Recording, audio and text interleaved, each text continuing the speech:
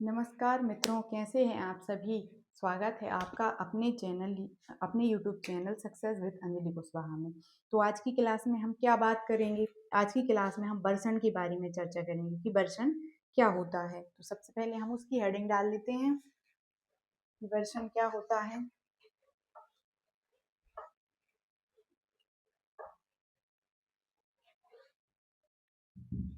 क्या वर्षण वायु की जल वाष्प का संघनित होकर जल, द्रव या हिम ठोस के रूप में बदलना या नीचे गिरना ही वर्षण होता है। तो वायु मतलब हवा की जल वाष्प का संघनित होकर, जैसे वाष्प बनती है जल की तो वो ऊपर उठती है, फिर उसके बादल बनते हैं। बादल बनने के बाद उसमें संघनन की क्रिया होती है, तो संघनन की क्रिया के बाद जो है उसमें बूंदें बनती हैं, और बूंदें गुरुत्वाकर्षण बल के कारण धरती पर गिरती हैं, तो उसे हम क्या कहते हैं, वर्षण कहते हैं। मतलब ये जो बूंदें हैं, वाष्प बनती है, फिर वाष्प ऊपर उठती है, फिर संघनन की प्रक्रिया होती है, फिर संघनन की प्रक्रिया के बाद उनका जो है उनकी बूंद बनती है।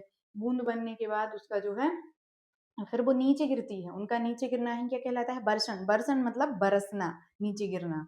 ओके।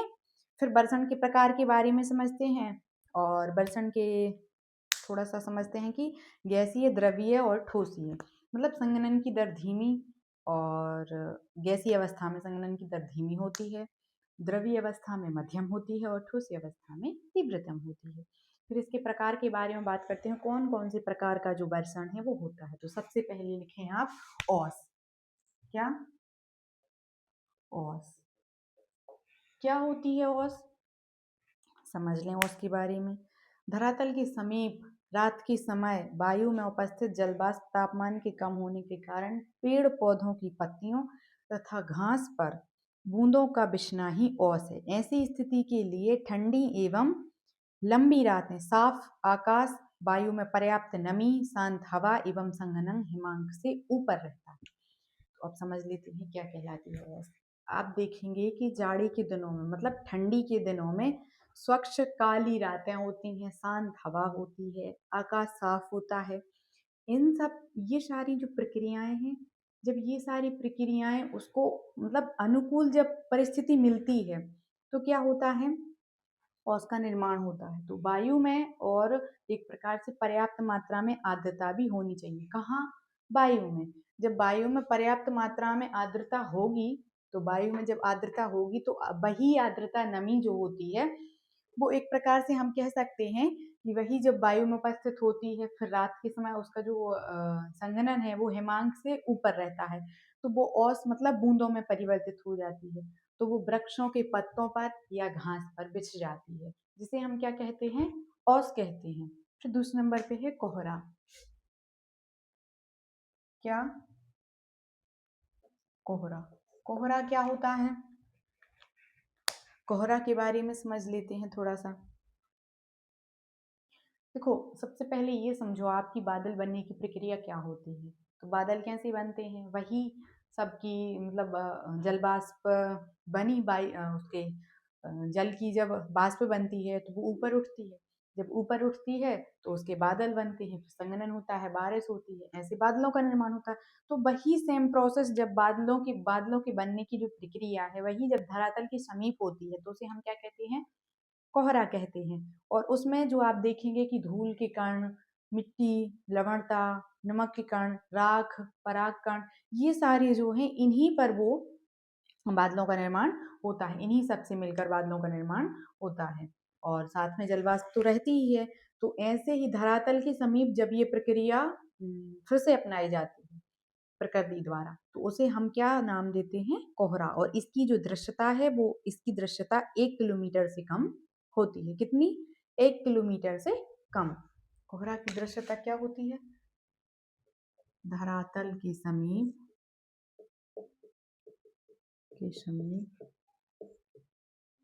बादल बनने की प्रक्रिया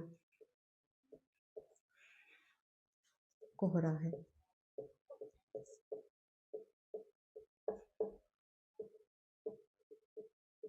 दृश्यता कितनी है, 1 किलोमीटर तक। ओके, इसकी दृश्यता 1 किलोमीटर तक है। फिर कुहासा या धुंध, तो कुहासा या धुंध क्या होता है, या धुंध, मतलब आप देखेंगे कि ठंडों के टाइम पे एक प्रकार से धुंध धुंध छाई रहती है। एक तो 2 किलोमीटर तक कुछ नहीं दिखता है, इसमें इसकी दृश्यता 2 किलोमीटर तक होती है। और कोहरा का ही एक रूप कुहासा है, जिसमें आप देखेंगे जगह जगह घनी आकार में कोहरा ही आपको देखने को मिलता है। तो क्या है, कोहरा का रूप है और इसकी दृश्यता क्या है,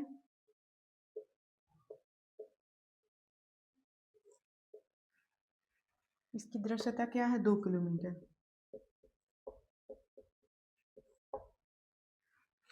कितनी, 2 किलोमीटर तक हमें दिखाई देता है। फिर पाला या तुषार की बात करते हैं। ये सभी वर्षण के प्रकार हैं।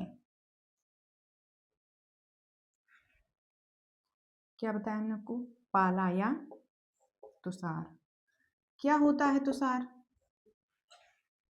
तुषार वो होता है जब आप देखेंगे कि हिमांक से नीचे, मतलब आप देखेंगे कि 0 डिग्री से माइनस में जब तापमान पहुंचने लगता है, तो यही जो जब औस बनती है, तो औस के बदले औस ना बनकर या बूंदों के रूप में परिवर्तित ना होना, डायरेक्ट बर्फ के रूप में परिवर्तित होता है। जब संघनन हिमांक से नीचे होता है तो धरातल पर बर्फ जमना शुरू हो जाता है। जैसे ही धरातल पर, जैसे हमने आपको बताया अभी औस की, कि पत्तों पे जम जाती है और घास पे जम जाती है, तो यही सेम प्रोसेस पाला में भी होती है। लेकिन उसमें क्या होता है कि जो तापमान है वो बहुत कम होता है औस के मुकाबले, जब औस बनती है उसके मुकाबले बहुत कम होता है। तो जैसे औस बिछ जाती है, ऐसे ही धरातल पर बर्फ जमना भी शुरू हो जाता है, जिससे फसलों को नुकसान होता है।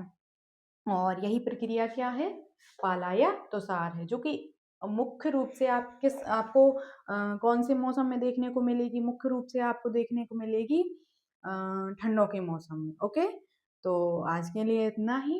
और वर्षण के प्रकार या वर्षण आपको आ जाए तो मुझे आशा है कि आप अच्छे से कर पाएंगे। और आपको यही लिखना है उसकी डिटेल में कि औस हमने आपको बताया था कि जैसी बनती है वैसे ही लिखना है। कोहरा का हमने धरातल पर वही बादल बनने की प्रक्रिया है। कुहासा का भी बताया कि कोहरा का ही रूप है और इसकी दृश्यता 2 किलोमीटर होती है।